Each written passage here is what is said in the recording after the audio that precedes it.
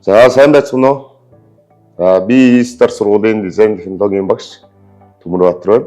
За би багангийн хүүхдүүдэд оригами хичээлийг 1-4 дугаар ангийн 11 бүлэгт заадаг.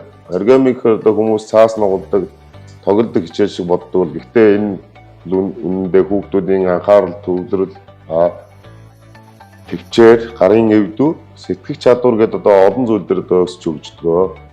За яг сууж байгаа нэг загас тог руу хувцас нуглаа үзэхэд бол хүүхд өөрийгөө үнэхээр юм бүтээж байна гэж мэдэрдэг бол зарим хүүхд манд анханасаа би чадахгүй гэж гэдэг бол би олноо за миний шавнар хийгээд үзгээд хамт нуглаа суучихдаг. Харин хэсэг хугацааны дараа багшаа би хийчихлээ гэд ирж байгаа надад хамгийн гоё мөчөөдөг. Энэ хичээлээр мундаг урал зааж байна биш харин хүүхдүүд өөрөө өөртөө итгэж сураасаа бүтээхэд дуртай болчоосоо гэж хүсдэг. Хүүхэд болгон өөрийнхөө бүтээлч байдаг бол харин тэрийг нь гаргаж ирэх орон зай хэрэгтэй. Миний хичээл тэр орон зайд байгаасаа гэж боддог.